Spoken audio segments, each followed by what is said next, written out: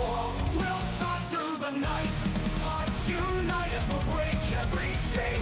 For our fallen brothers will fight through the pain. In this mental fury we'll carve out our name. With courage and honor we'll never be tamed. Watch the team behind you as we fight and we bleed. Friendly fire may strike, but we're bound by our creed. Our Tabaton's march with their circuits ablaze will shatter their ranks at the cause of them praise. Dive, dive, and dive again. When we face defeat, we'll rise and defend. Turning it scatter, feel the wrath of our might. In the chaos of war, we'll charge through the night. Hearts united will break every chain. For our fallen brothers will fight through the pain. In this natural fury we'll carve out our name. With courage and honor we'll never be tamed.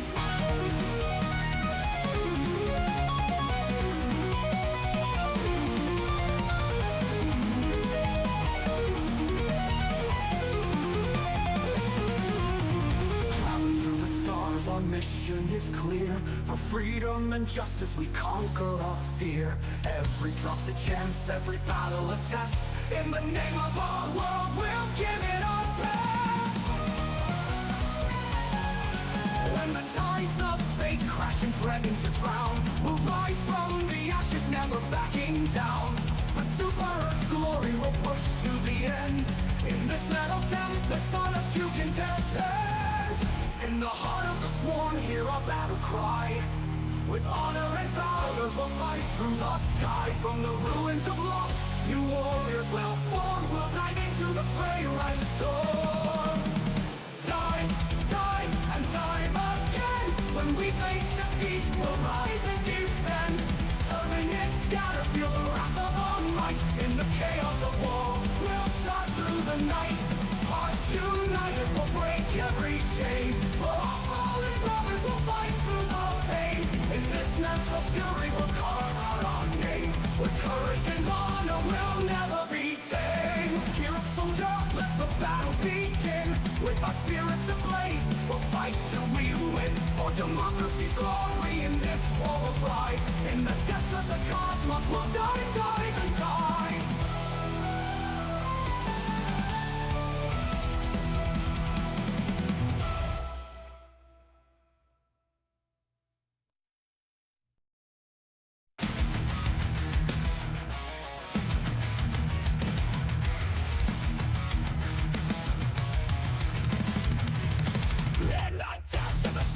Shadows inside, a slide, wanna go with nowhere to hide. Screaming through the wires, I'm lost in the void.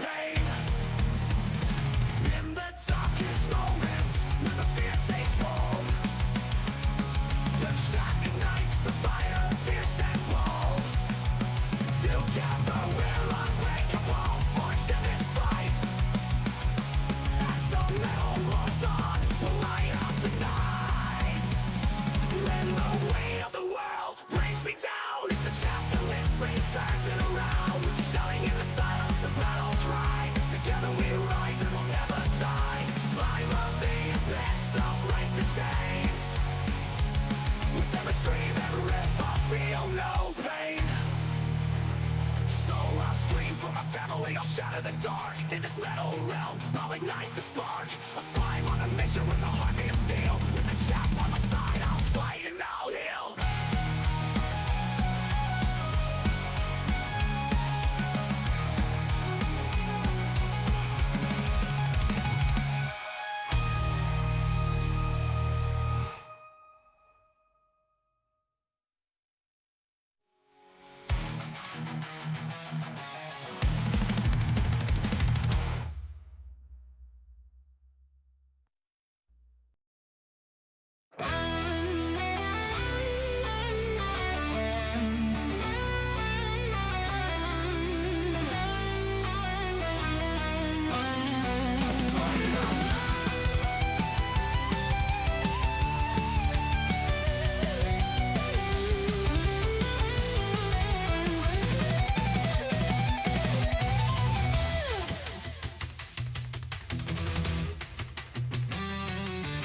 Beneath the burning skies, on a shattered shore, they came to fight a war they'd never known before.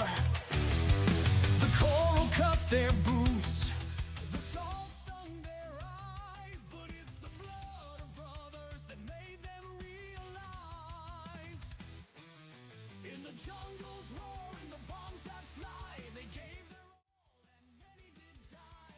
Hello, everybody. Hi, it is me, Art the Slime. Welcome to Slimocast Episode 2, where we're going to be talking about video games and the gaming industry as a whole and all the fun stuff like that. If this is your first time coming to the podcast, I am Art the Slime, the adorable soap bubble bath slime that fell out of outer space, landed into a strawberry scented pink bubble bath, and now I am here on the planet looking for my family, looking for other slimes, and I'm here today on this podcast with my dear friend Ben, who is a sentient watch.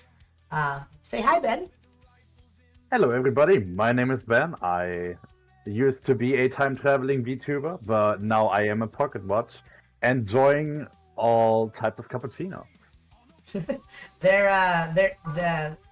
You might ask, or might be wondering, how does a sentient watch enjoy cappuccino? And I am wondering that too. How do you enjoy cappuccino? How is that a thing? Oh, simple. I boil up water, I add some cappuccino powder into a cup, I pour in the water, I wait a little bit, and then I start drinking it. How do you drink it though? You don't have a mouth.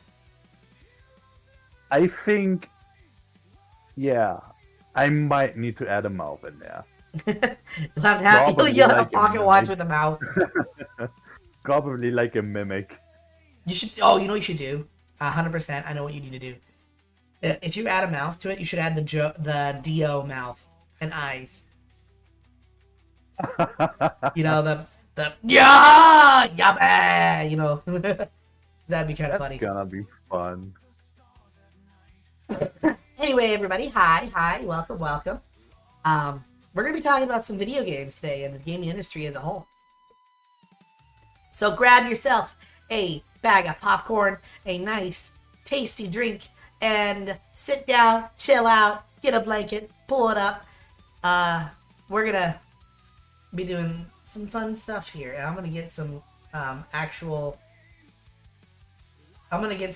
like calming, like nice calming music, or I guess some like elevator music.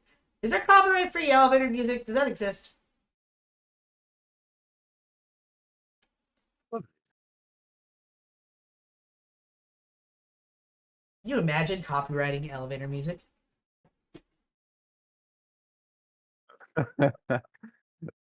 Let's imagine. Oh wow, we're stuck in an elevator. Oi! We are from the copyright section. You cannot play this music on stream. Yeah, no. Like imagine you find this perfect song. Like okay, actually, set up this. You are an owner of a hotel. You just installed some brand new swanky elevators with a nice sound system in there that you think your customers is gonna love, but you don't have a song. So you go onto YouTube, you find a perfect song to work for your elevator music, and you I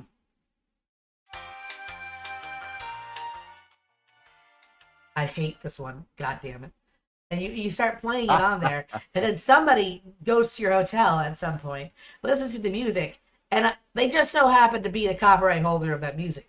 Then your hotel gets sued. So what do you have to do then? Well, you got to go to George and George. It's like a sponsorship thing. This is where you could, if you are an advertiser and such, and you like the content or you like stuff out here, you could be adding an ad right here. So this is where the ad read would go. Anyways. Alrighty, I'm gonna find some good elevator music, because I hate that one that was just playing. This one. Fucking hate it. Probably like a sound that is making us go down instead of go up. Yeah.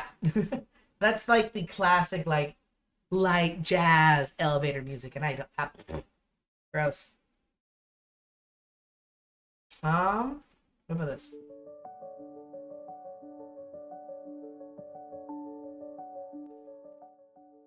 That's kind of good. Well, that'd be very, very, very quiet. Barely audible.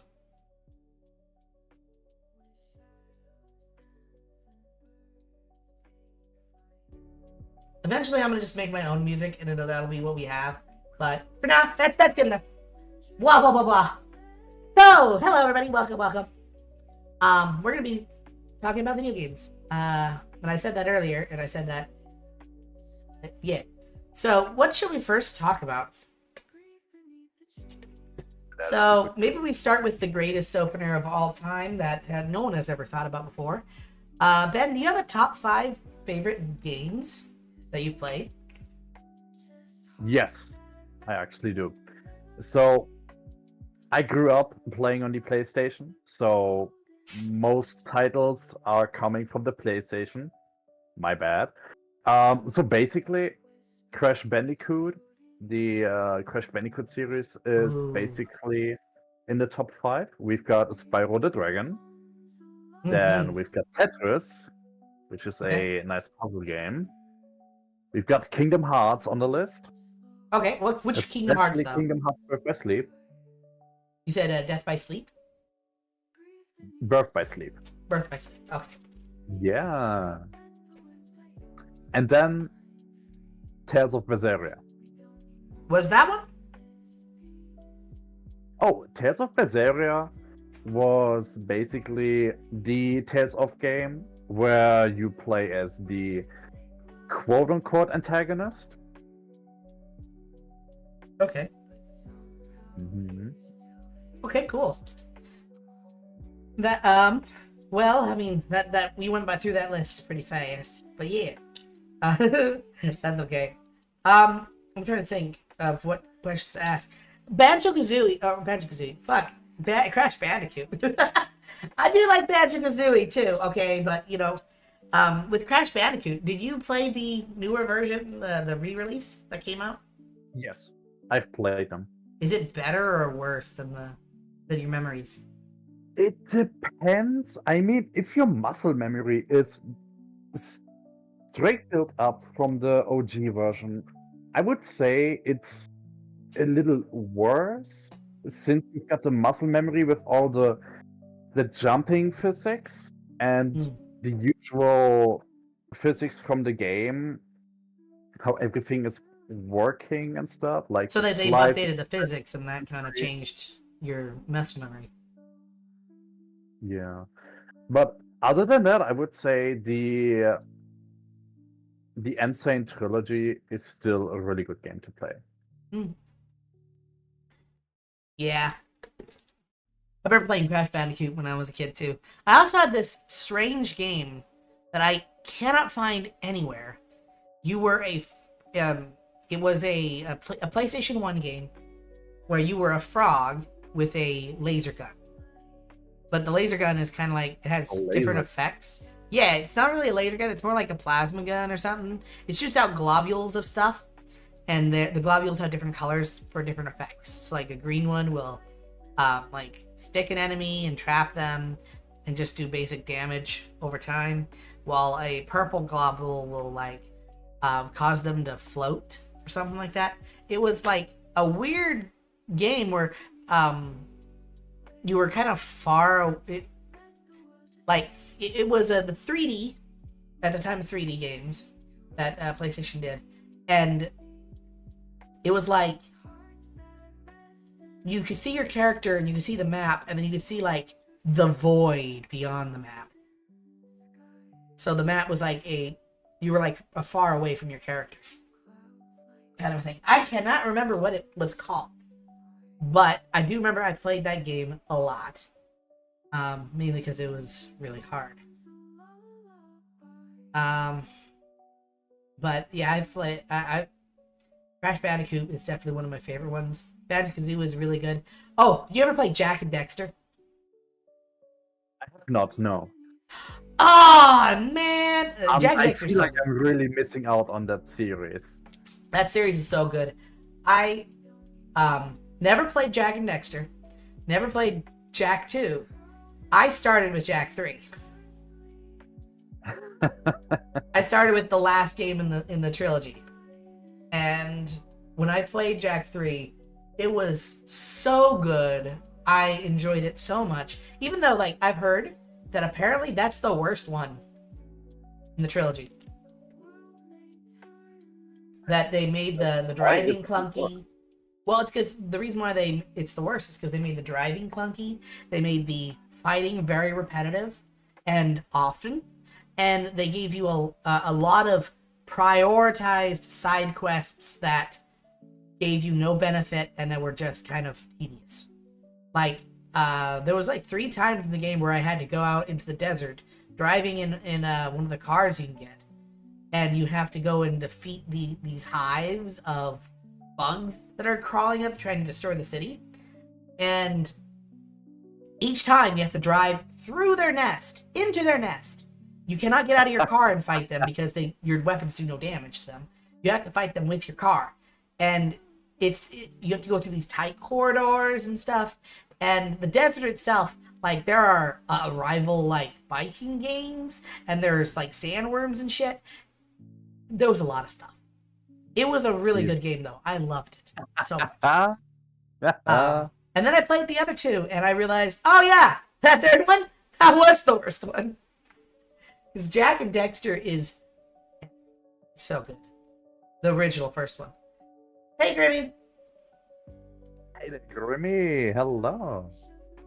A good way that I thought to explain what Jack and Dexter is like is it's like you took Banjo-Kazooie, but made the main character Shadow the Hedgehog. Nice. That is Jack and Dexter in the nutshell, and it's good. But I also have a top 10 game or top 5 games list. Also, I didn't write this list beforehand, so this is just coming off of my memory.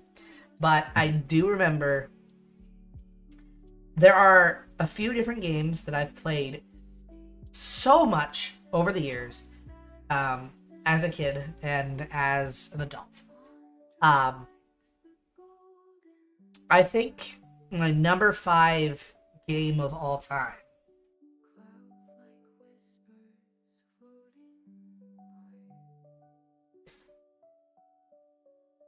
I'm trying to think of what it would be. I cannot help you with that one. There are a lot. I know. There's a lot of games. There's a lot of games to choose from. I played a lot of video games too in my time. Just like I've watched a lot of anime. I've watched a lot of anime and played a lot of video games. Not every video game. I've definitely played less video games than anime I've watched, but I think my number 5 has to be Super Mario 3. That's a classic one. It is a classic. I remember playing that funnily enough, actually no, I played that on the Nintendo 64.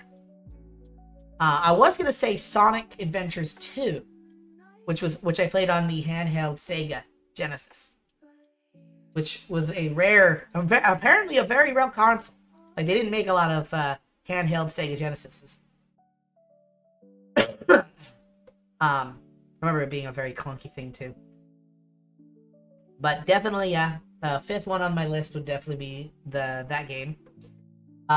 Number 4 on my list, 100%, gotta be Factorio. I have played so much Factorio. I would say, I would put on my number 4 the game RimWorld, because I have played a lot of RimWorld also, but I didn't really play a lot of RimWorld. I more just left it running because my PC at the time that I was playing RimWorld couldn't really handle the fastest speed. So I thought the fastest speed it ended up being slower than what it's supposed to be. And I kind of just left it running overnight sometimes. And yeah, I've played a lot of RimWorld, but Factorio, I feel like I played more actively. So it's definitely my number 4. Number 3. Number 3 has to be Skyrim for me. Modded or vanilla? You saying my games are vanilla?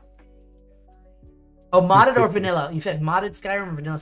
Vanilla Skyrim. I played more vanilla Skyrim than I played modded, because I played it off of the I think it was the Xbox 360. I played Skyrim when I was in high school, and I remember I spent an entire summer one time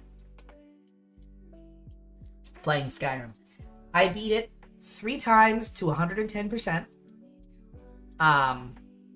I even did the first time that I did it, I did just a regular run. Second time I did it, I did a no magic run. And then the third time I did basically there was an exploit where if you go and get a particular item from the world, it will increase your potion crafting.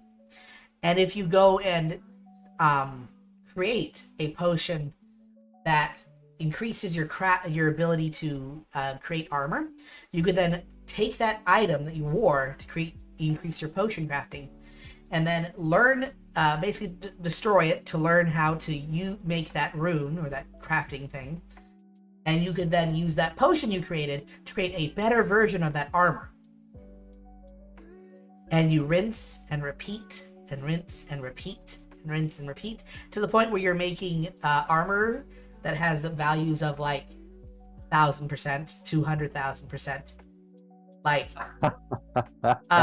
ended up getting so strong with my armor on my one of the things I did was I increased health on my chest plate, and I increased my health so high that I was able to jump off of the mountain where the voice speakers, I forget what their names are. It's been a long time since I played Skyrim, but the people who did the voice, you know who I'm talking about, right? I have never played Skyrim before. Another game I'm missing out on. It's a good game. It's a good game. We should definitely get it for you. And because now you can do multiplayer, I think, in Skyrim. I think there's a mod for it, but who knows? Probably something similar to seamless co-op. Yeah, I think it is something similar to that. They have a mod for you to be able to do it in full VR, or that's not even a mod. That's actually just a DLC. But I jumped off of this really high, tall mountain. Basically, there's this area where you can see down into the valley, and it's very, very far. I had this chest plate on. I jumped off, and by the time I hit to the ground, I didn't even have 1/10 of my health gone. I was unkillable with that armor. But yeah, that'd be Skyrim is my third because I have put a lot of time. I really like Skyrim. I don't play it anymore because I kind of played all that I could with that game. And now if I play it again, I'd definitely get sucked into it again. I know I'd get sucked into it. It's kind of like, a game addiction. And kind of avoid it. Skyrim is amazing, yeah. It reminds me a little bit back in 2020 when the good old COVID was running around. Everybody was playing so much in all the different games. Even I was thinking, I'm never gonna burn out on gaming, and now I'm gaming way less. Yeah, right? That's kind of how that goes. Yep. So, I'm trying to think of what my number 2 and number 1 is. I have 2 games. Actually, a few games in my head. But I think I'm narrowing it down to 2, and I'm trying to figure out which one in my mind is my number 1 and number 2.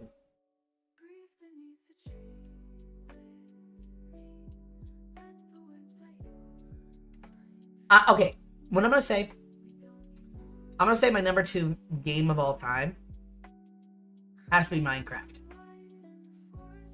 Modded, vanilla, all of it. It is just such a infinite game. I literally come back to Minecraft every year. Like, I play it a lot, and then I get bored of it, and I play other things, and then I come back after a year. I think Minecraft is literally one of the easiest games to modify and learn how to modify. Yeah, yes it is. It starts with texture packs, and then you start learning writing your own behavior packs, doing more and more custom blocks, something similar to the ME system. It's like it's a rabbit hole. Once you go down there, no more saving you.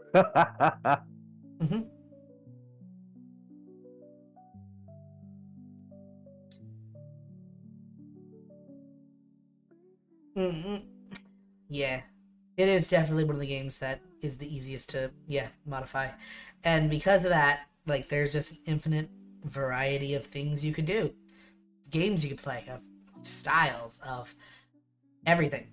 And I think it's the only game today that has constantly updated and not required you to buy a DLC or buy the next version or any of that stuff. Like, just on vanilla, right? They still update the vanilla today. You don't have to buy anymore. You don't have to do any of that. They keep adding more and more blocks, more and more mobs, bosses, to the everything. Game. Yep. Like, it's the only game that I can think of. Maybe No Man's Sky is kind of also in this ballpark, but it's the only game I can think of that they are always updating it, making it new, but not requiring you to purchase anything else. You bought the game once, it's yours forever. Yes. I have to say about No Man's Sky, when I played the game, I really enjoyed it. I mean, I got a little lost here and there, simply because I kind of lost track of what I had to do. And whenever I picked it back up, I was like, okay, I'm back on track, new character, new world, and let's go.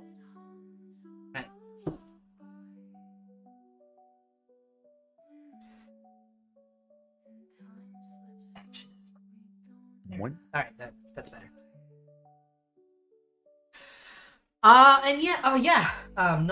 No Man's Sky's been pretty good. It's also had a ton of updates and a ton of new content over the years. But I don't think it's, like, worthy of my top 5. And actually, speaking of that, my number 1 of all time, it's a Pokemon game, but it's not your typical Pokemon game. It's Pokemon Mystery Dungeon Blue, the Game Boy Advanced version. And the reason why it's my number 1 of all time is because in that game, like, that was the first game that I've ever played that got a serious emotional response out of me. Like, if you've never played that game, the ending of it, there is a... It's Hey You Pikachu? No. The ending of the game, there is a moment where you have to say goodbye to all the friends you made and everything, because your character is from another world, and now they have to go back home. And when they... Even now, like, God, it's been years since I played that game, and even now I'm thinking about it, my eyes are getting watery. Like, you have to say goodbye to all the friends you made, and one of them tries to stop you, and it's such an emotional, like, moment. And yeah, it's one of my favorite games of all time. Like, if I had only that game, I'd be bored as hell. Okay? It's not a game I'd play forever, but it is a game that the memory of it is enough for me to, keep going, kind of a thing. I love that game so much. But if I had all 5 of my top 5 video games, I'd probably be good forever. I wouldn't need to play another game ever. Would you be able to do that with your top 5? Depends. If I were to get my current top 5 being Tales of Berseria, then Code Vein. Another one would be Disgaea 5, a turn-based strategy game. Then we've got Devil May Cry 5. That's about 4 games. And then there's another one. I don't think game making engines counts. Otherwise, I could make my own stuff. Nah, game making engines wouldn't count. Yeah. Though, speaking of game making engines, that does lead into the next topic that we have here. You told me about this just a bit ago. I've never heard of this before. But what is shovelware? Shovelware is basically you open up Unity. You see all the basic assets unedited, like your figurine that you just plop into the editor, you plop in a flat ground, and you do something very, very basic. I'm pretty sure you've seen some mobile game ads that are pretty much showcasing some gameplay in how a person is controlling a character from left to right, doing some mathematic stuff, and almost always or always losing the game, which shows basically just the basic out of basic Unity assets possible. And it is not just one game that is being made with just Unity basic assets. There's many of them. Mm-hmm. So kind of like those games that are like, pull this pin out to let the lava flow, and you want to try to destroy the centaur, but instead of destroying the centaur, you went and burnt out the gold, and when you burnt out the gold and unleashed the water, it created a platform for the centaur to come and kill you. That kind of game, right? Yes. Yeah, those are boring. Those are boring as hell. I've seen some of those. And I do get what you mean by, like, these games that have, like, the least amount of effort, but, like, require a lot. I'm upset. I'm not upset, but, like, I feel embarrassed to mention this, but I don't know if you know the mobile game, Idle Heroes. Idle Heroes, I've heard of it, and I Yeah. think I saw some ads from it. Yep. So Idle Heroes is a game where you have a bunch of different heroes you can purchase or get in rewards because they do like the mystery box thing, whatever it's called. And playing the game over time, like if you get to a certain mark, you can gain like a mystery box, and that mystery box will open up, and you'll get like a special character, some resources, or whatever. And you don't do anything in there. It's kind of like a cookie clicker. It's basically a cookie clicker without the clicking. So it's the mechanics of cookie clicker where you go and use resources to purchase upgrades to like stuff. And you get a bunch of different champions that you could then upgrade as well. And that's basically it. The thing I'm embarrassed about is I used to play that game a lot on mobile.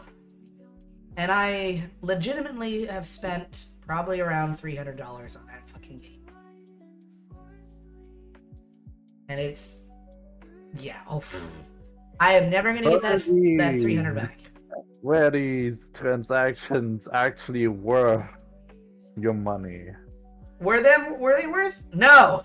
No, they are not. Oh no. At the time I thought, yeah, it's worth. I make it. I work. I make a little bit of money. I'm fine. I'll be fine. This is what I'm playing right now. This is what I like to play right now. I play this on my breaks. I play this on my at home. Like I play this all the time. It'll be fine. Well, the thing is that I'm pretty sure. I don't know if it's this happened recently. This is just off my memory. I'm pretty sure the company foreclosed, and now you can't play the game anymore. So for one, the servers got shut down. Yeah. Yeah. So for one, like all of the $300 I put into there, I can't go and re-access or anything like that. It's gone. But more than that, like I stopped playing it, and it's been like 8 years, and like A long time. yeah, and even if I went back and tried to play it, it would be so worthless to me. Like yeah, bad $300 spent. Could have spent on other stuff. Would have been more worthwhile. Could have bought, I don't know, name game here. It'd been better. But the thing is that the game also, it's probably one of those shovelware games that you were talking about. Because the assets they use, I've seen in other games. Like, but actually, I do have an example of a good shovelware. So using assets from other games and such. It's this game called Against the Storm. I don't know if you've heard of it or anything. Oh, actually not. No. So it is a game where you build a village. It's a roguelike game where there is a single settlement that has survived this massive storm that has engulfed the planet, and it's destroying everything. The single city is protected by a magical force field called the Phoenix Force. First off, one Phoenix Force, or something like that. It's not, maybe not called the Phoenix Force, but whatever. It's Giant Phoenix, something. But the whole game objective is you send settlers out to make new villages. Oh shit! Ow! Fuck! My camera. The camera. For those of you listening and on the listening side of things, my phone fucking fell. That it has the light, and I went to go move it, and the camera started Okay, jiggling. adios. Yeah, adios, goodbye. You can't track anymore. Goodbye. But yeah, like your whole objective or the whole gameplay is you send settlers out to build new cities, and then you take over the cities that you set up. You build it, you complete an objective, which your objective is to get a certain level on the favor towards the Phoenix Queen or whatever. And once you reach that favor, you're done with the city. You move on to the next one. You send another settling group out to go and settle somewhere else. But you only have a certain amount of years before the storm takes over again and destroys everything. And your whole objective is to try to figure out what's going on with the storm. How can we extend the storm? How can we extend the amount of time we have left? How can we extend the barrier out? Like, there's a lot of different objectives. But all the assets are straight up ripped from Warcraft. Except modified slightly. Like the dwarves, they look like the dwarven assets from Warcraft, only they changed their nose and now they're beavers. And they call them beavers. And they probably aren't ripped straight from Warcraft, but they're very Warcraft encoded. Like, they look like they're from Warcraft. But it's a good game. I love playing it. I played it a lot. And I played it on stream too, which eventually I think I might come back to that game. There's a definite way to tell shovelware apart from asset flips. The game you just described to me is definitely an asset flip. Okay, so it's not really a shovelware. Yeah, shovelware is basically a game. Its only purpose is for you to play the game and let the ads play in there to generate money to the people that published it, and basically to waste your time. Ah, okay. So, like, the first game that I described, Idle Heroes, is similar to a shovelware kind of game. Okay, well then... Probably, but I'm not so sure. Maybe a lower effort version, like the Viking Nation game, or one of these other games, like the ones with the guns, where it's not even really the game that they advertise. I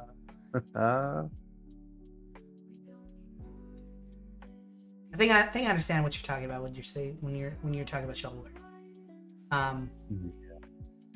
But you know, like, it with all these different kinds of games and such,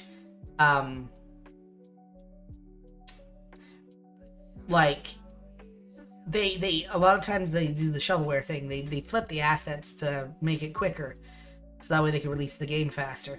But a lot of AAA studios and other big gaming groups that create games, they also kind of do a similar thing, it seems, sometimes. And I feel like them flipping things fast. This would be the prototyping stage.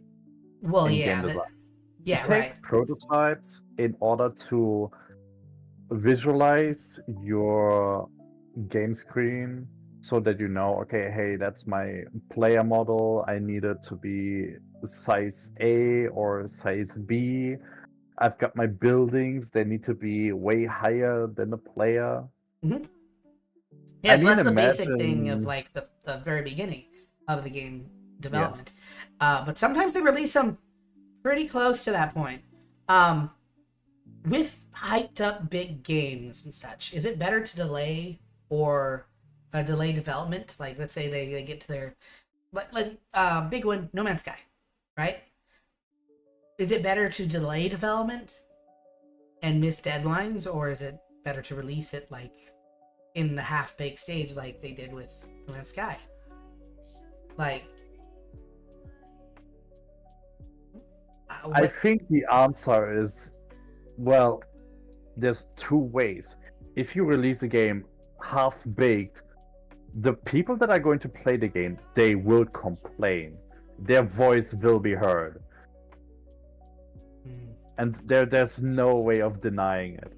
So many people are going to find so many bugs and glitches that are going to be pointed out, and it is then up to the game developers to basically polish, fix, and produce more. Mhm. Well, But if the release date, however, were to be pushed back, and there's a open statement on social media, may it be on Facebook, may it be on X, formerly known as Twitter, um, it's better, in my opinion, to let the people know, like, hey, our current product is not to a standard that we would like to give it to you. yeah, I completely agree, but I do think that there is also a point where that goes on too much, like with Cyberpunk as an example. Oh, yeah. Cyberpunk is notorious for being delayed. Like, what, they announced it in 2011 and it didn't get released until, what, 2021? When did Cyberpunk get released? It's kind of broken in my brain here.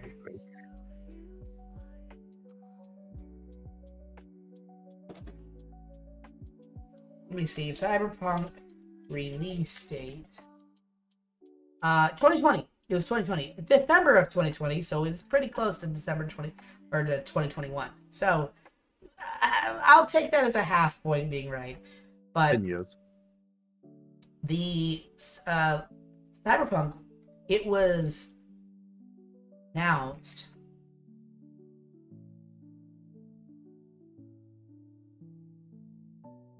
It was announced in 2012, and it took them 8 years to bring out this game.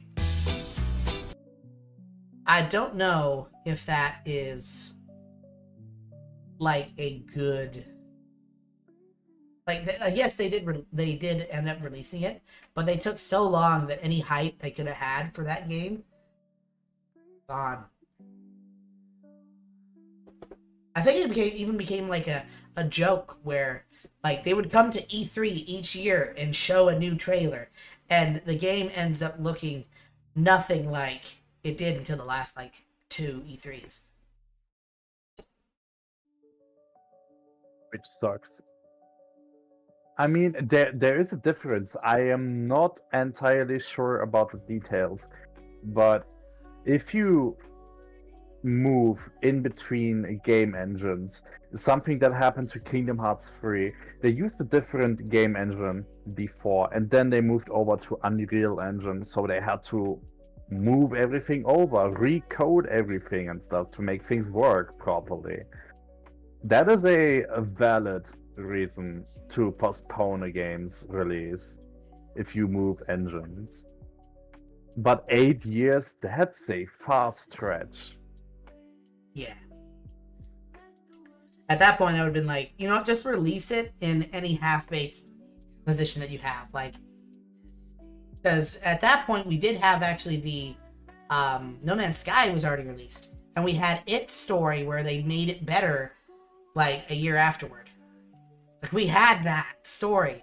So they could have literally done the same thing. And heck, if they released it and they got people to sell it, they would then have funding to be able to go and, make it better. So I think that was the biggest reason why they had to delay each time, is because their funding kept running dry and then getting back up and drying and then coming back up.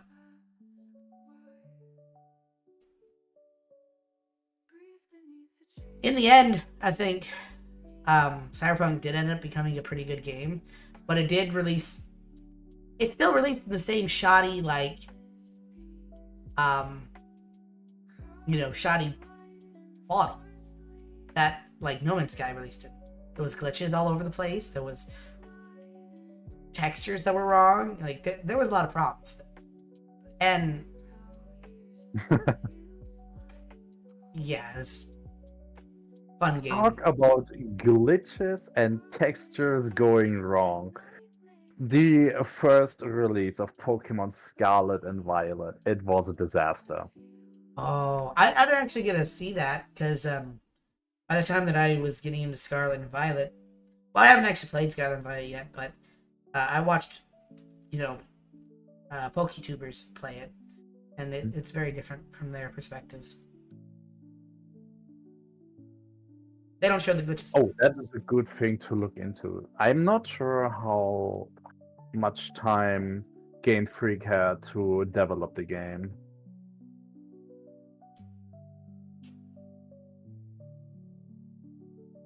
Yeah, 76 had a lot of other problems though.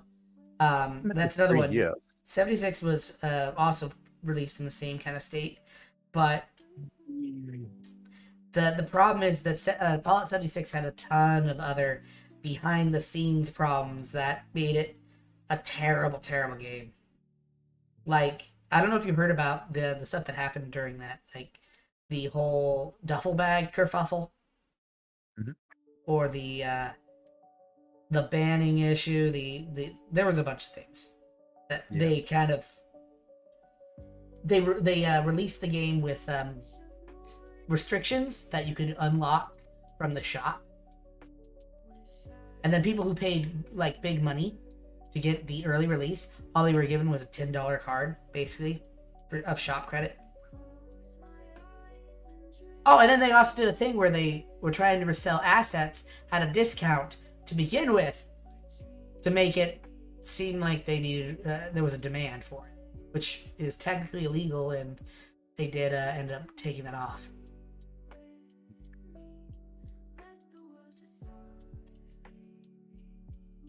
There's a lot of things about 76.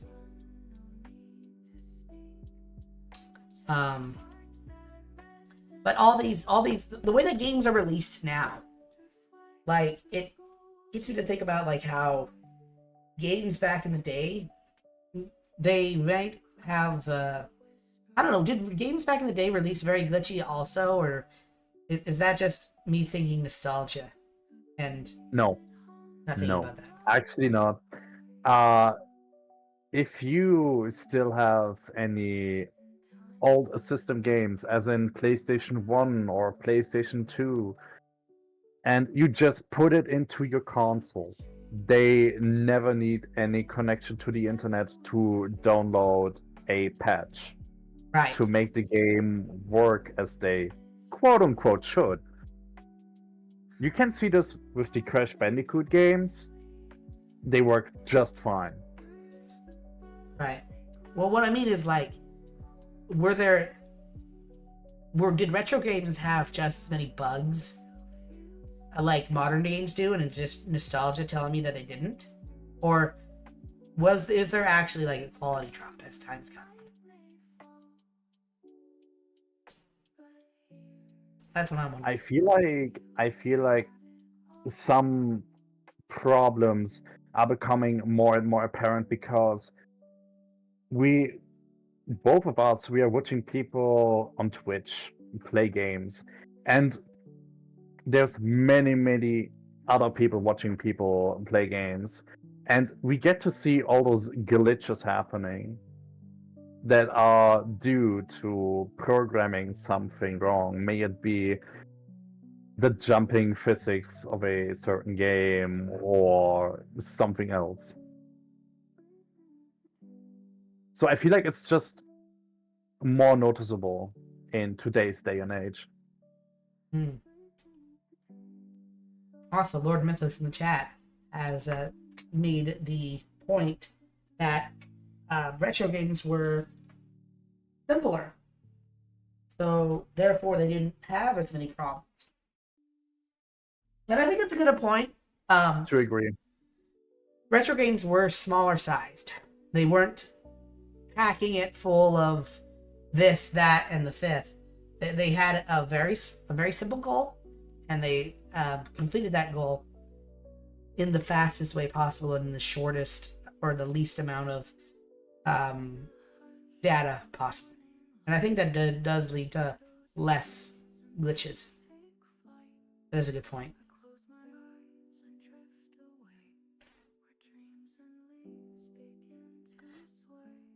But which do you prefer? Which is better, you think? The retro games or modern games? For me personally, I would say it's like an in-between. There's most likely going to be nostalgia playing a big role to it, but I think retro games have more value to them simply because people had to work hard for them, specific limitations, and those limitations, they were spot on. Like, we didn't have like, oh, we've got like 100 gigabytes available space, and no, this is not the thing for retro games like PS2 or PS1. One single game for the PlayStation 1 is maximum about 400 megabytes in size, maybe 500. True. Of course, excluding the multiple discs that some games have. Like Resident Evil. Yes. I remember Resident Evil had part 1 and part 2 disc. You get to halfway through the game, you have to put in the new disc. Some games have been designed like that, and I find it actually genius. Kind of.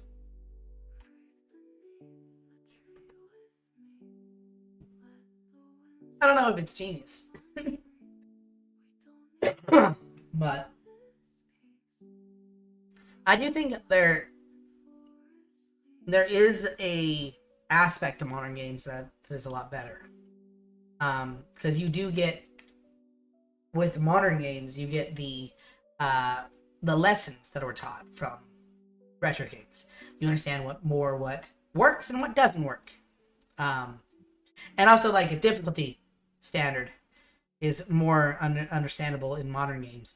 Because some retro games, they were just so hard, so difficult, so impossible to beat. So, I don't know. I mean, the PlayStation 1 game Rayman, the good old limbless character from Ubisoft that used to be Ubisoft's mascot. The first Rayman game is considered one of the most difficult platformer games. Right. My point exactly then. And then there's people speedrunning the game. I'm like, whoa! I mean, anyone can have good skill, but like, if you've never played the game before and this is your first time coming into it, like having it be at the level of like Dark Souls 2 or any of those things. What is the other one that? What's the recent game that came out that was Dark Souls-esque? That was really big. But Iggy Lights and of Rolly P? play it currently. Lights of P? Or wait, Lord of the Fallen? Lord, no, what? No. No? Iggy and Rolly play it right now. Or do you mean Elden Ring Night Rain? That Elden just has Ring, been Elden recently Ring, it's released? Elden Ring, that one. Ah, I couldn't think of the word Elden Ring. But like having the first time you ever play a game be like one of those. I mean, I guess it's it's a answer of just get good. You know? yes. The game definitely teaches you to pay attention to detail. Like, pay attention to how the enemy responds to certain actions. How does the enemy respond to how far away you are from them? Mm-hmm. Or how does the enemy respond if you attack them often enough? Which is a big role in Kingdom Hearts games, where there's like a desperate move. If you hit them often enough, they will break out of your combo and attack you back.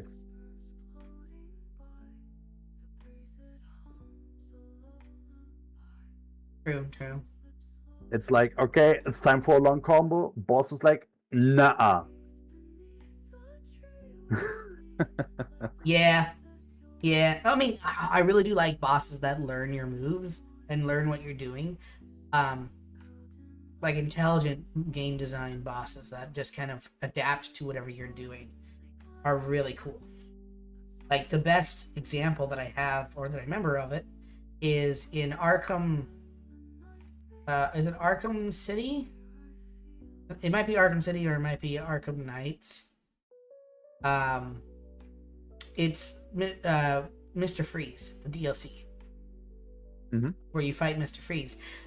In that boss fight, he adapts to what you do. If you do something on him, you can't do it twice. He'll know. It's like if you go and trick him with explosives on the wall, he won't be tricked by explosives on a wall again.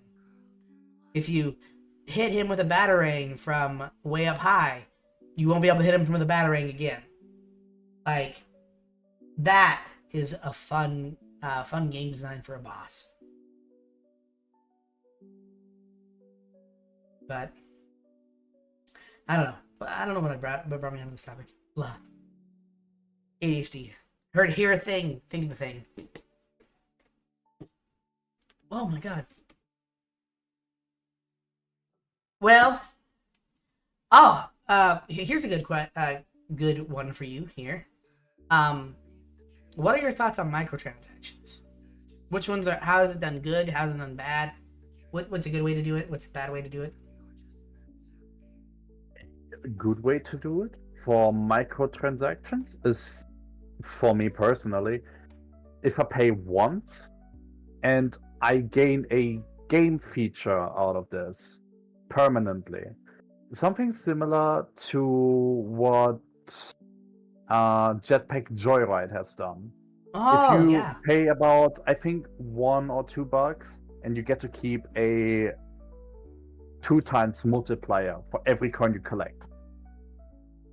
You would get to keep this permanently. And it's something small, but it works all the time. Which is really good. It just increases the speed in which you unlock stuff inside the game.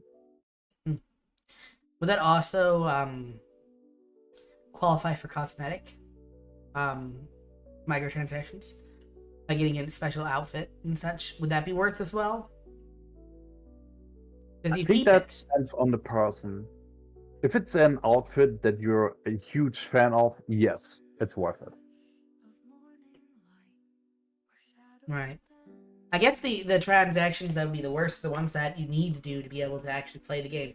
Actually, you know what? Speaking of that, with what you're saying with Jetpack Joyride, I actually don't like those kind of transactions, because then it's a pay-to-play kind of feel.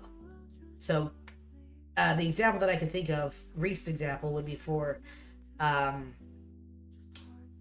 Star Wars Battlefront 2. With Star Wars Battlefront 2, they, like with Jetpack Joyride, a lot of the really good guns are locked behind a paywall, and you have to buy those guns to be able to use them.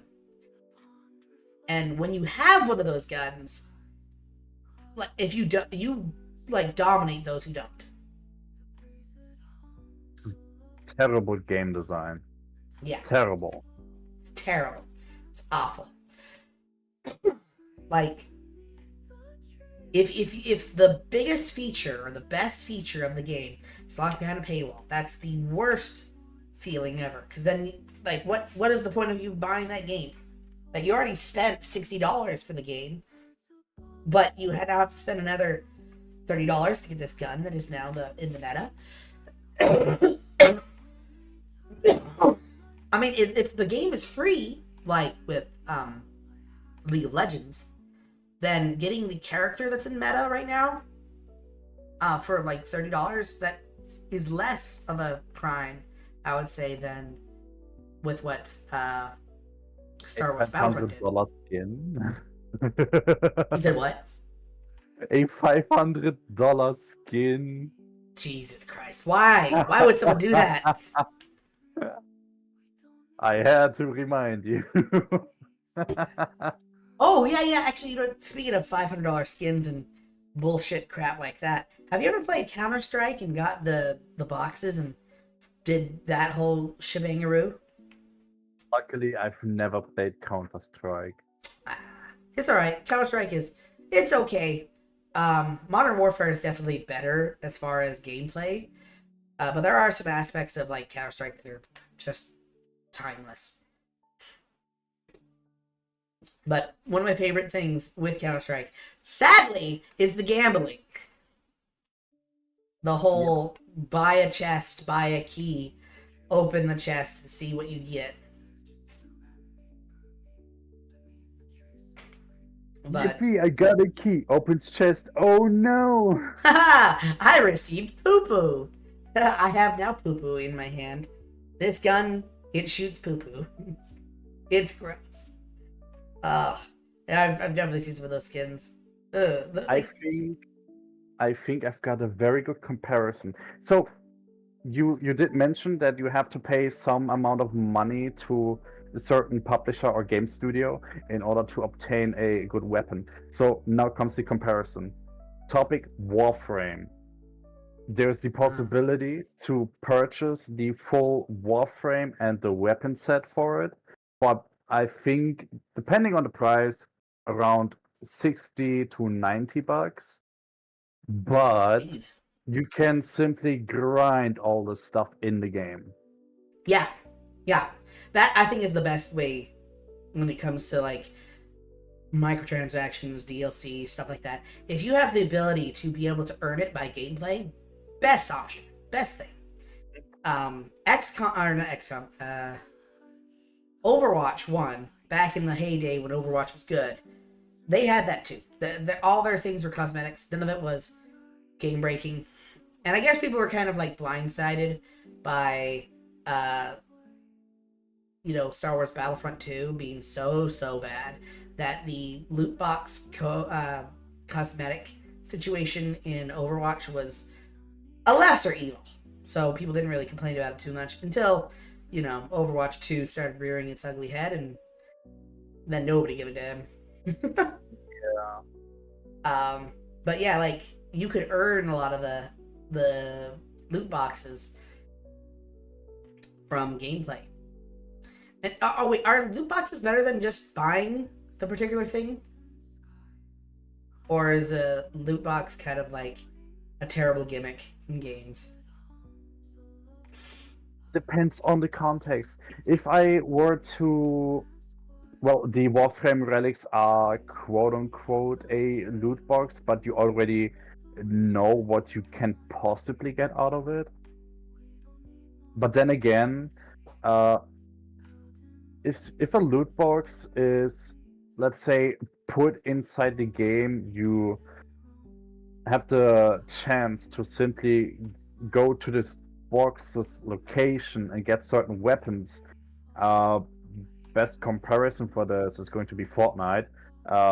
You land, you open chest, you get good gun. Or you land, you open chest, you get poo-poo. Not good gun.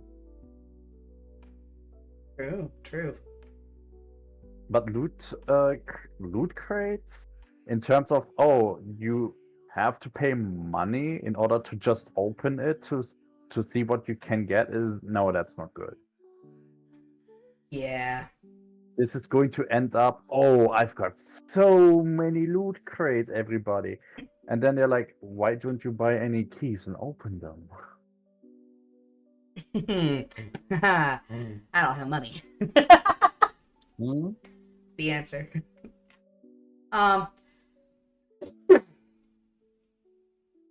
Actually, you know what? Considering the fact that we've been talking about, a lot of newer games and such, and a lot of these games that we've been talking about are $60 each, right? Like most games are $60.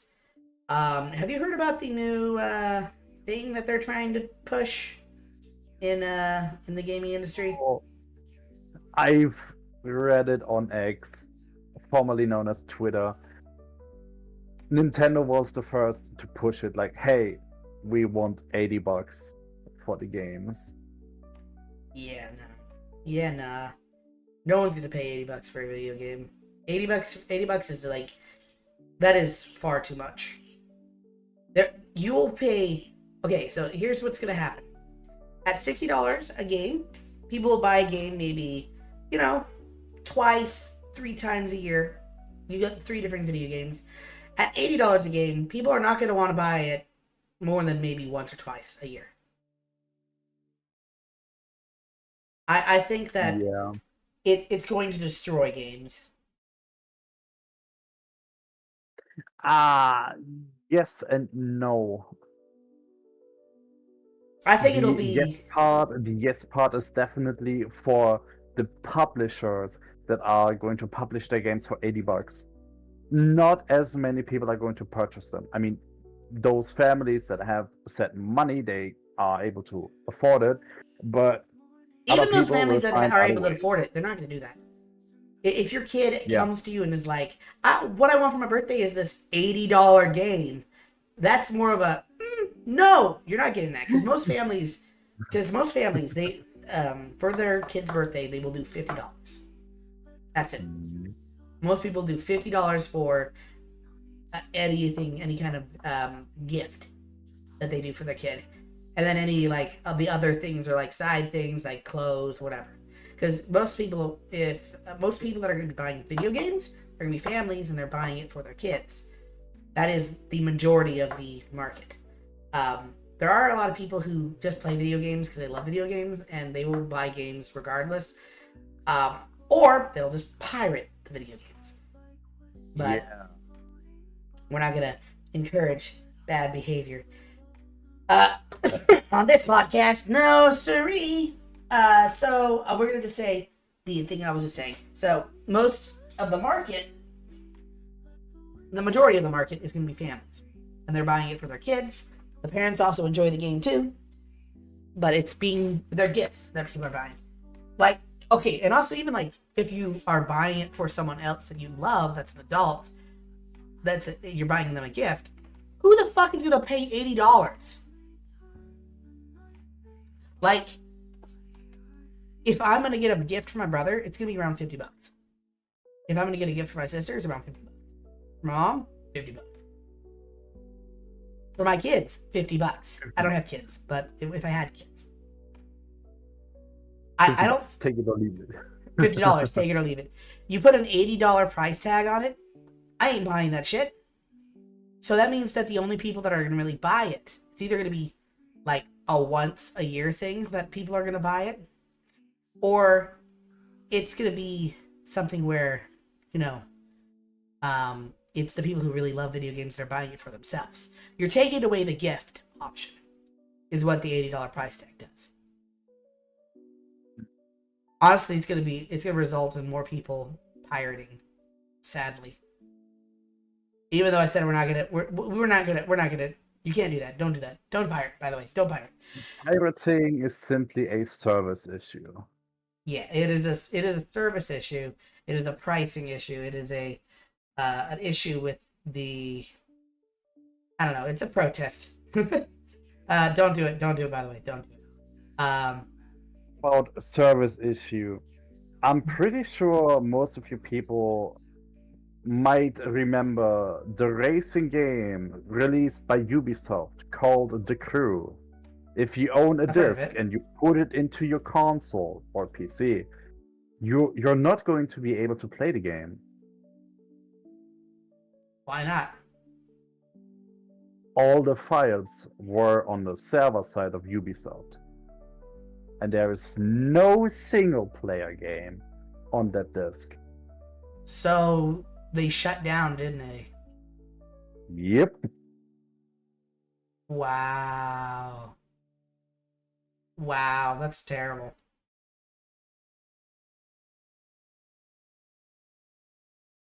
Well, actually, then here's the counter though that I would say, because I don't think games are going to disappear. Games aren't going to disappear, even if the mainstream industries like Xbox, PlayStation, Nintendo, Ubisoft, Blizzard. If all of them start selling their games at $80, that isn't going to end the gaming industry. What that'll do is that means that people will not be playing their games. They'll be buying indie. People will buy indie games more than AAA titles. And that also is probably why there's a war going on right now with the indie industry. There's so many indie games that are really worth your time. Mm-hmm. Like, I don't know if you guys have watched Indie Clash, the animated series. It's a animated series that's going on YouTube. That's a fan-based project, but it includes a bunch of indie video game characters in it, kind of like Smash Bros. Or kind of like the Avengers. It is super hype. Like Cuphead, really great game. Shovel Knight, really great game.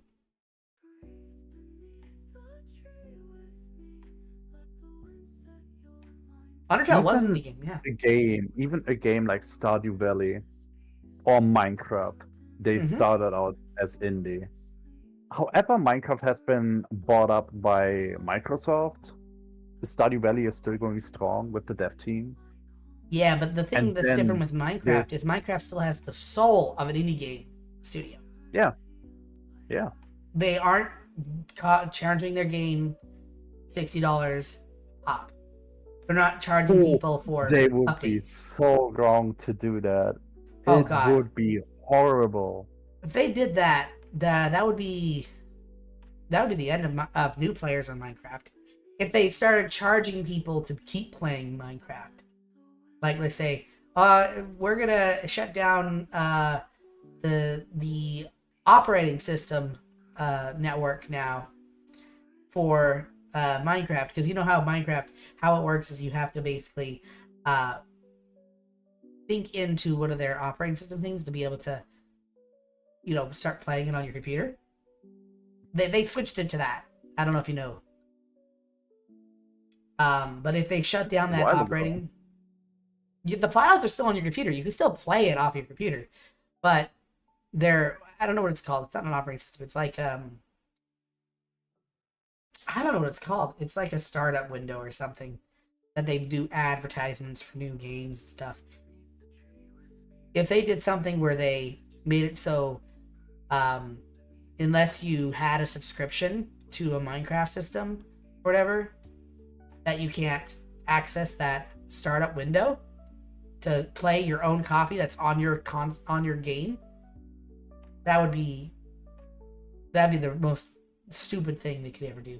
In fact, that's like an evil thing. That's just big business, evil, twirling mustache, like cash flowing out his pockets, kind of evil dude kind of thing. So I don't think they'll ever do that. No, never mind. I don't even know why I'm talking about that. Stupid. They won't do that. Minecraft is great. Another, but there is actually one, I can think of one indie game that went really mainstream. And that's Five Nights at Freddy's. Yes.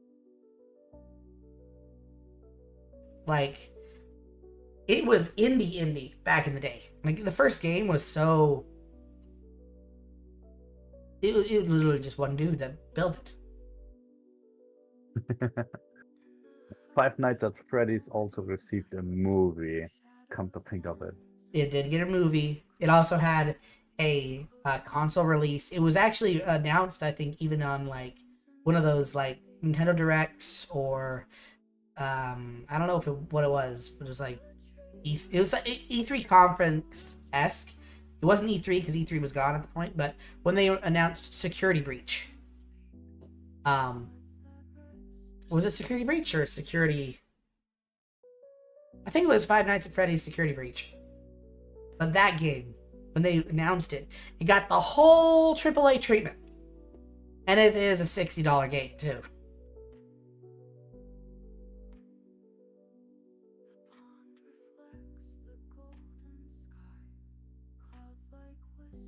Mm-hmm. Yeah, Minecraft is an indie game. It's still got the soul of an indie game. The studio still treats it like an indie game. Yeah, Lethal Company is a big one. However, as for Lethal Company, I highly suggest making some friends. If you don't have many friends that are active around your time zone, then Lethal Company is definitely a multiplayer game. It's way more fun multiplayer. The problem with Lethal Company is Lethal Company's kind of died. Community's kind of Yeah. died. It's kind of a died game. Especially since that new Repo game came out, which Yeah. honestly is a lot better. It's got all the same mechanics as Lethal Company, only better things where you don't have to like travel to different planets all the time. You don't have to do that. You can just stay in the same place and you do multiple stuff. And you also got like it's got physics, which is the best thing ever. So instead of having an inventory, you gotta move things over by yourself. It's pretty good. We gotta set up a game day with everybody on the server to play Repo, because I think you could have up to 6 players. So like Rolly, Iggy, you, Ben, Shy, me. It's 5. Yeah, then we could have Triangle coming too, so that's 6. That'd be a lot of fun. Yeah, Palworld. Oh, it would. Okay, Ben. Good question. Is Palworld an indie game or a AA studio game or a AAA studio game? Is it a studio or an indie? That's a good question. Pocket Pair is actually a AA studio. It has grown over time, and indie is something for me that is a small team. But the more people are involved, the bigger the studio becomes. Yeah, I think it's the same thing as like No Man's Sky, Hello Games. Like Yeah. Pocket Pair they're a studio. definitely started out as indie. Yeah, they're not really an indie. They're a studio. They're not a Yeah. AAA studio. But they are a studio. I think it's a little different. Like a lot of the indie games we were talking about, like Five Nights at Freddy's. I don't know if Minecraft then in this case would count, but possibly. Was Minecraft made by a single guy, or did they start as a studio? I don't know. Yeah, I don't know either. Maybe Notch was like the person who had the idea and started the thing indie, and then he got more and more people to it.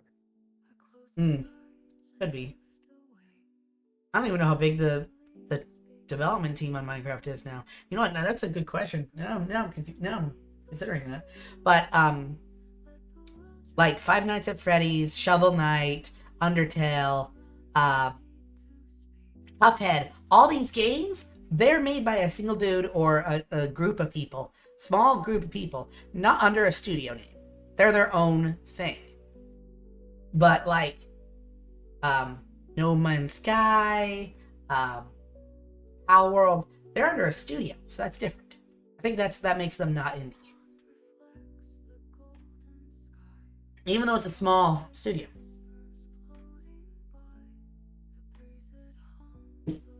Shovel Knight is good. We gotta play Shovel Knight one day on stream. It'll be fun.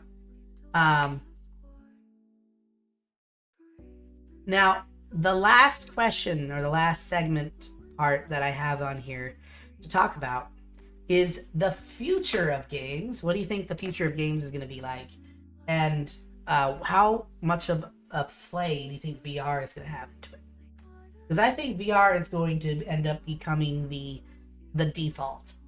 Or maybe not the default. I think the industry will end up being a thing where there is the gaming conglomerate, which is your PC, console, studio thing, and then there's the VR set.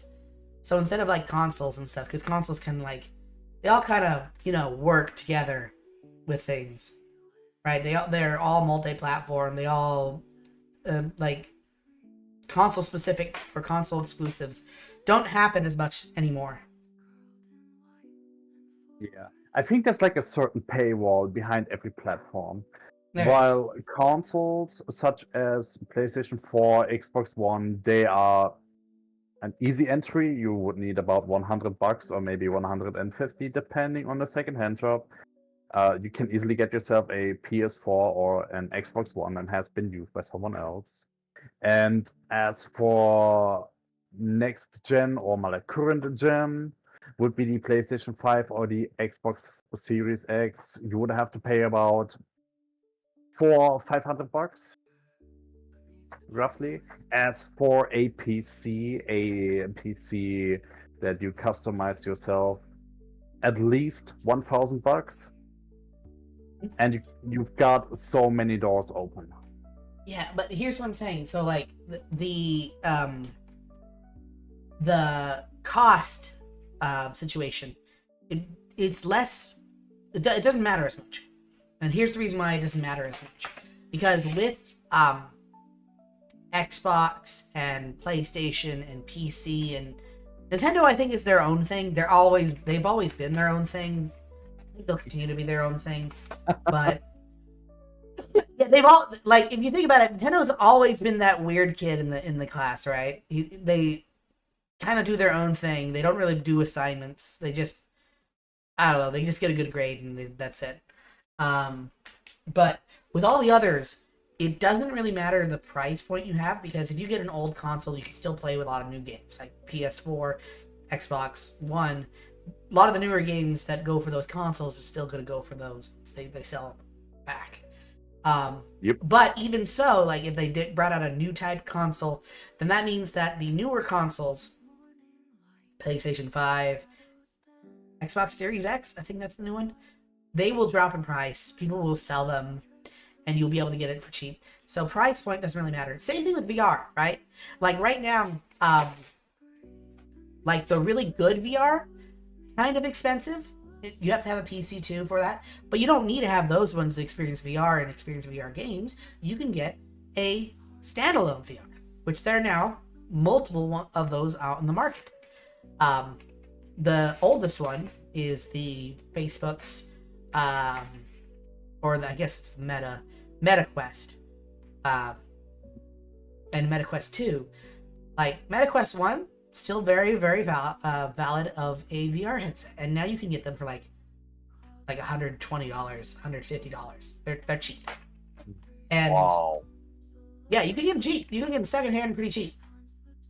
Same kind of thing. The new ones, the new MetaQuest 2s, they're like $300, $400. The MetaQuest 1s, if you get a brand new, is also like $300, $250 to $300. So it's the same kind of thing as with the consoles, but the quality of game is very different between both. I wonder how much VR is actually going to end up being the standard, because it's not the standard yet. It's not the main way to experience video games yet. But if you've ever played VR and you've played a video game in VR, especially one that has like story or that has any kind of like experiencing thing, like what is it?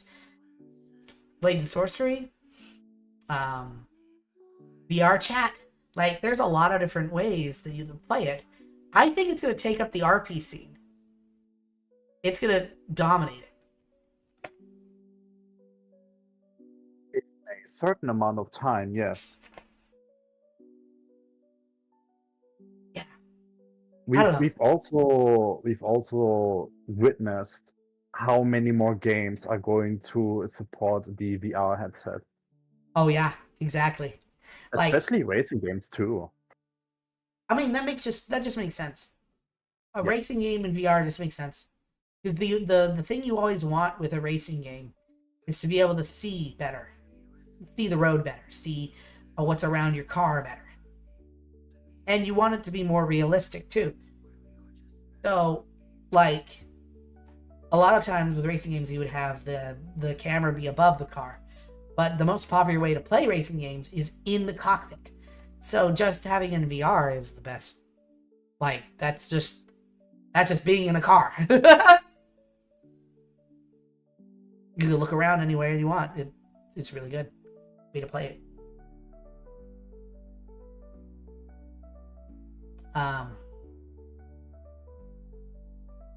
The one thing I think though that VR will revolutionize, because it already has sort of, and I think it'll just get better as time goes on, is social interactions, the social space. Yes, but we definitely need an age restriction for this. Oh yeah, of course. Like, so it is a difficult thing when it comes to that, but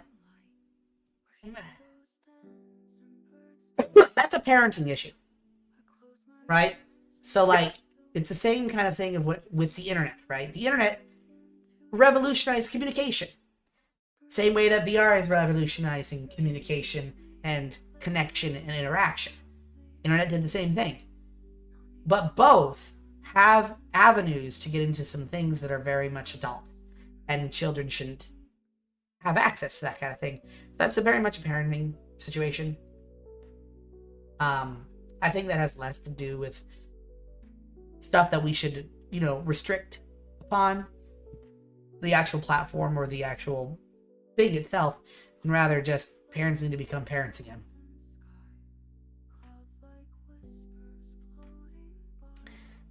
To definitely agree. It's definitely a parenting issue. But then Yeah. again, some games they do need restrictions in the end. Well, that's fine, but parents can do that too. Like they can do that on the kid. They can't play this game, can't play that game because other people play it and they do stuff. Like VR Yeah. chat, I would say VR chat has a mode in it that allows you to restrict certain kinds of avatars, mainly uploaded avatars. So any avatar that is a Oh, so basically almost every custom model. any custom model you can't do. Only avatars that are authorized or uploaded by VR chat can be seen by an account that has that restriction. So that is basically like your parental settings mode, and so they already have that. I guess it ends up becoming a thing of like people doing, because you can see what people do in VR chat. So people doing things out in the public. Yeah, they already have a law. Laws. What do they call it? Rules against it, and people who break those rules end up getting their accounts banned and stuff. So that's already a thing. But I think the big thing that VR is going to do is it's going to make role-playing games and games that are RPGs and such super good. I think those are RPG games and role-playing games are going to go the way of VR. They're going to step out of the a lot of them might step out of the PC and console sphere to VR. There will definitely be them that you can play on PC and VR, PC and console still for a while, but I think the best ones are going to end up being later in the future, the VR ones. Because right now, VR isn't really like top of its line. It's just still a baby. VR is in the realm of retro games where games were. Simply need to develop. Yep. We need to have more like how great perfect example of this. Like how Nintendo ruled the console industry back in the day. Back during retro games, they were the ones who had the console, the NES. You could bring it home. And then Sega tried to come in there with their own console, and it was okay. But mainly the one that dominated the most was Nintendo. Right now in the VR sphere, the one that dominates the most is the MetaQuest. I mean, you can get other ones, but they are very expensive. Kind of like how they were back then. So eventually, we're going to have different VR headsets that come out that are similar priced to the MetaQuest. That'll be better. And you'll have like the whole PlayStation and Xbox and Nintendo situation, but with a MetaQuest. I think that'll be a thing. what do you think will be like the future of gaming? Future of gaming, I hope we are not going to deal with any $100 tags for base games. I hope that is not going to be a thing. I feel like it And won't. I feel like what we're going through is we're going through the PlayStation 3 era again, where they were trying to sell the PlayStation 3 for $600 and nobody bought a PlayStation 3 because of it. I think we're going through the one same thing. thing, there's definitely one thing where I have to say Nintendo did it right. So Nintendo put a limit on who could order a Nintendo Switch 2. It was the people that were active on their Nintendo Switch and had a certain amount of time spent being online, like subscribed to the online service. And there was probably another thing that was limited. And if you fulfilled all of these limitations, you were able to pre-order the Nintendo Switch 2.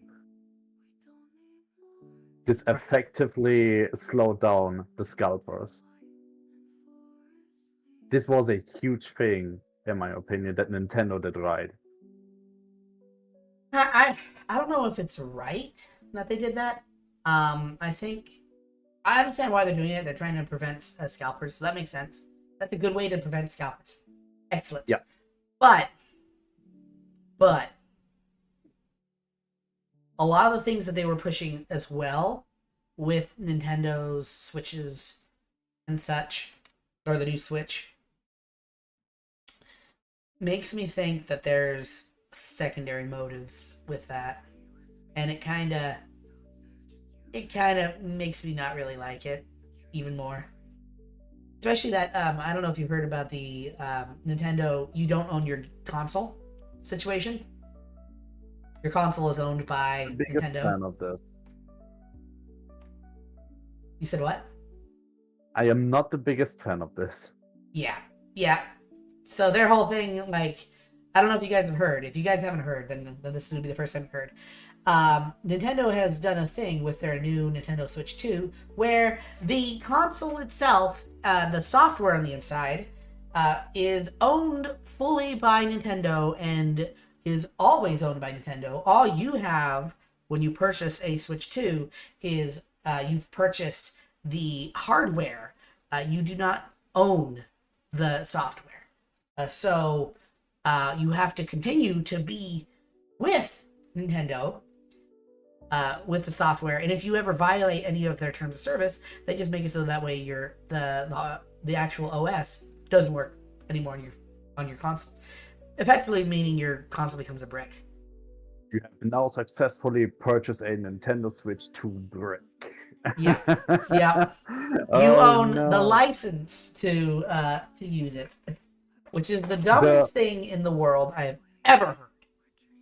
Not only that, the games that are being shipped now, quote unquote physical, there's only the key for it. You still have to download the game.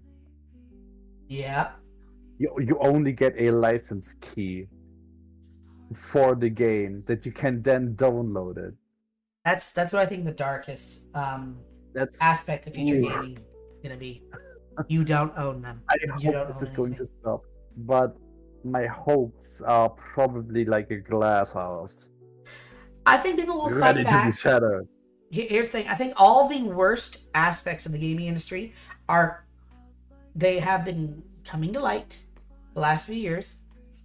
And I think with this $80 increase, it will get people to really, really, really dislike these corporations. I think the future of games is indie.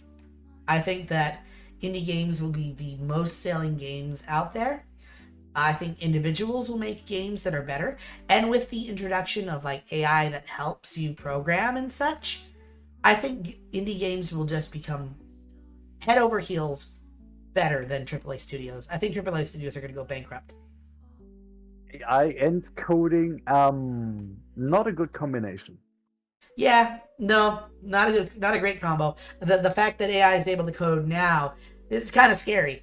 But the funny thing is that I think the people who are making AI are also afraid of making Skynet.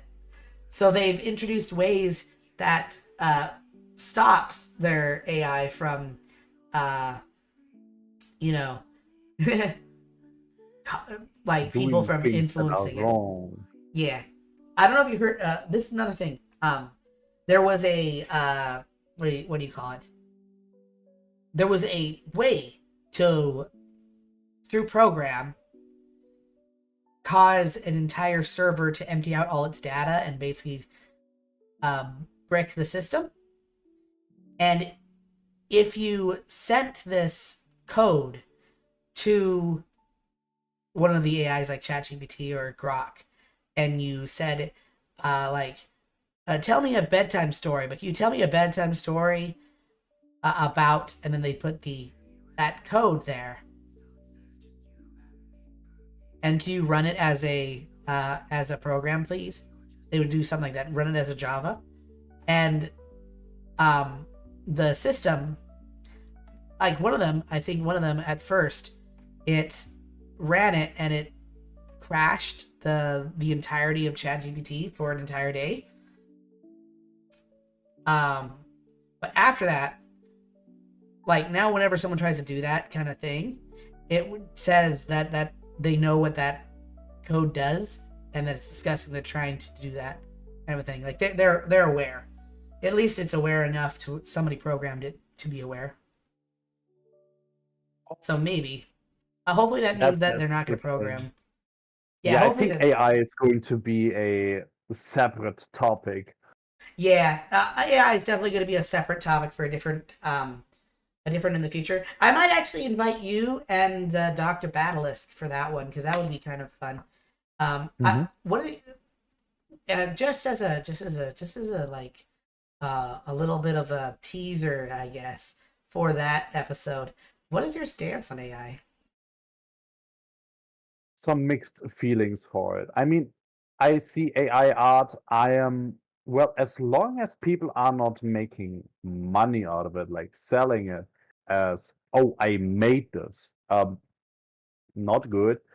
Using AI to give you pinpointers, to bring you to a solution from a problem that you have, that is a good thing. Using it as a tool to improve your mistakes, to fix problems, that's a good thing.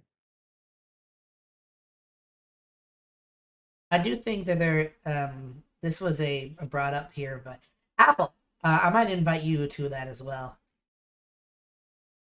Okay, well then, we might do a big old cast about AI. I think that'll be one at some point, and definitely like AI is a very divisive topic, but I also think it is, unfortunately and fortunately, going to be a big part of the future. What I can't wait, speaking of AI, what I can't wait for future of video games is implementation of AI for chat systems, for dialogue systems. I don't know if you've seen some of these. Similar that Fortnite uses with Darth Vader. Yes, yeah, that is a great example of a new version of it. Yes, I don't know if you've seen some of the other. I guess they're like, I don't know, like a tests or something. They're like a showcase, technology showcases with AI in the different NPCs.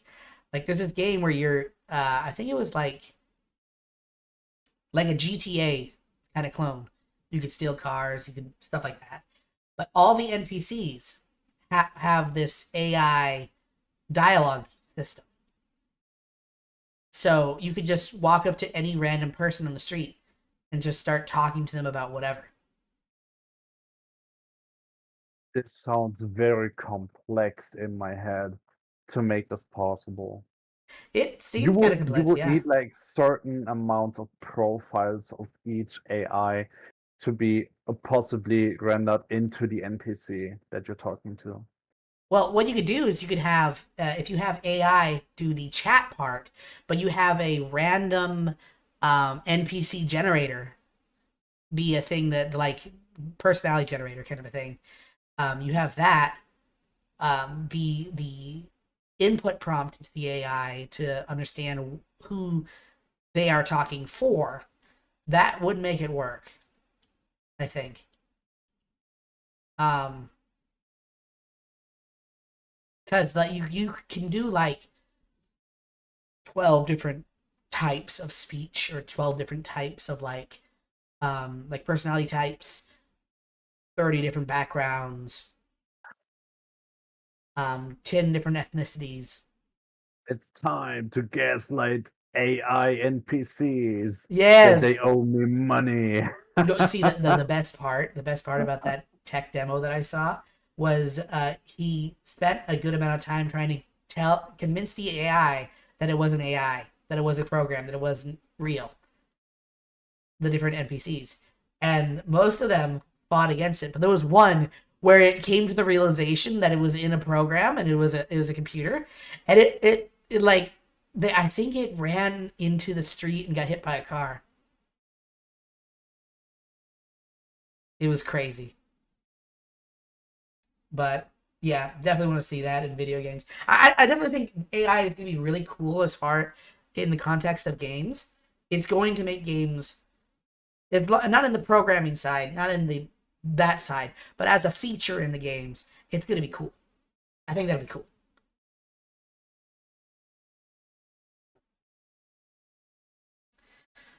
But yeah, I think that's about everything we had to talk about today. Convenient too, since the music just stopped. It just ended. So, all right. Well, Reached Ben, our final destination. Ben, where can people find you? Where can they talk to you? Or do you want to advertise those things? Or are you just going to be the fun little pocket watch that just appears sometimes? Oh, I do have a Twitch channel and I do have a YouTube channel. Okay. You want to plug yourself? If I am allowed to, I You don't are. mind doing it. Why, I asked. So if you want to get, you can send me the links and I'll pop those into the chat here. But where can people find you first? Alright, first for the YouTube link, I've got the link in the integrated chat. Working on the Twitch link. And So here we go. who are you on YouTube then? Oh, basically B3N for the C4L. It's just like my username. Okay, how do you Let me pronounce send a that? message. Hi. That like that? Okay, there it is. So how do you pronounce Yeah. it? It's like Benazcal? Yeah. Benazcal? All right, Benazcal. Here's a link to that there. And then where is it the same thing on Twitch? Same thing on Twitch, yes. Okay, same thing on Twitch. So you can find them. You can find them on youtube.com/@B3N4ZC4L or Benazcall. And you could also find them on twitch.tv/B3N4ZC4L, which is also Benazol. This has been Slimecast. I am Ark the Slime. You can find me right here on this channel that you are currently watching or have listened to. Thank you so much for listening to this fun little chat here about video games and the gaming industry and all those things. We went over a lot of topics today. From retro games to microtransactions and Everything. $80 tags. God damn it. The worst thing that's in the modern day history. We are in the worst timeline. $80 games, worst timeline of all. But if you also wanted to, if you guys wanted to, like the video, comment down below if you're watching this afterward.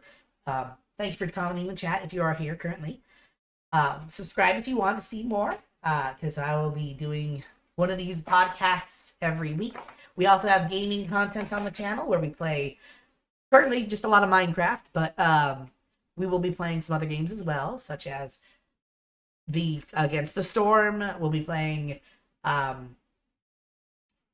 Factorio eventually here. We're going to be playing some more Helldivers as soon as I can get a group together. And also we're going to be playing Repo eventually here, because that game just seems awesome as hell. But for now, thank you so much, guys, for watching the stream here and for hanging out with us. And we will see you guys in the next one. Bye-bye! Check it also in the description there for... Have fun. But check out the description for all the links to socials and stuff. Bye-bye! And I got the music going up. All right. See you guys later.